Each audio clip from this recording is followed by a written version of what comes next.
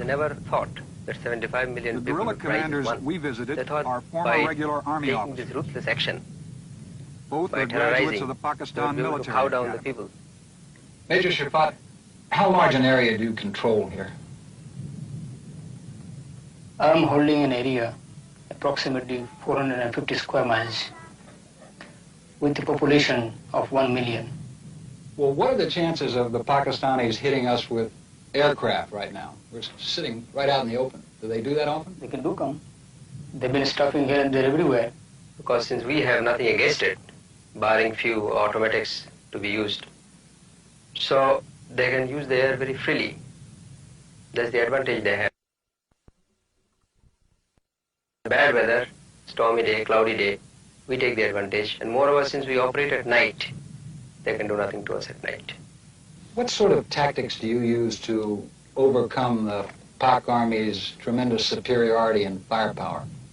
We do not give them a pitch battle, because in that they have the advantage. We melt away. We sit on the aloft seas and ambush their columns.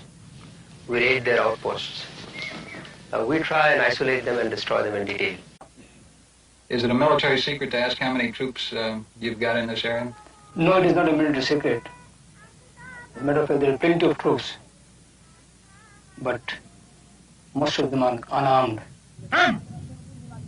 The guerrillas have a grab bag collection of weapons, mostly small arms that have been captured or smuggled in from India.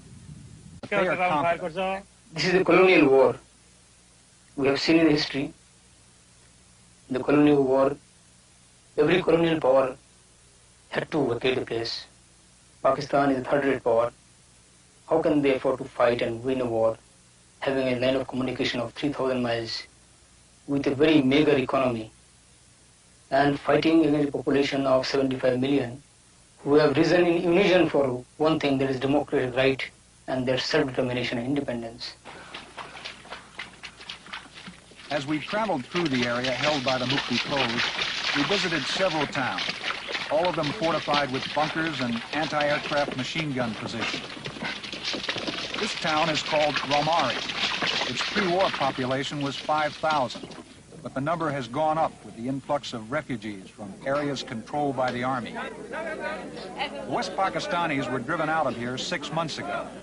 Since then, the guerrillas have been in complete control, and the local population seems to like it. The towns in the areas controlled by the Mukti foes guerrillas are as near to normal as you could ask, except for occasional air raids.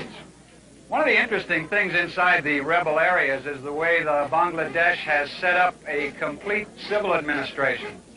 There are policemen here, there are judges, there's a town administrator, public health service, although they don't have much to work with, even a newspaper.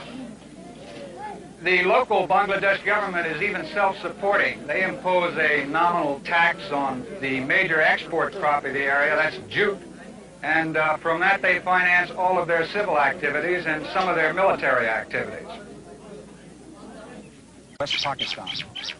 America is known to be a symbol of democracy. It has produced men like Lincoln and Jefferson. Today we are fighting for our democracy, the democratic right.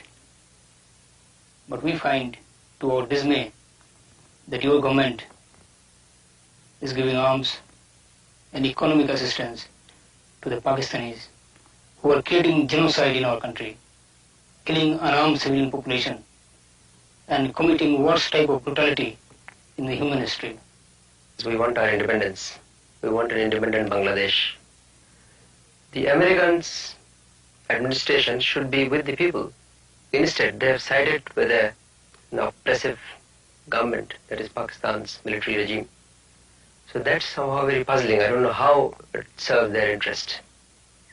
Is there any chance for a political conciliation?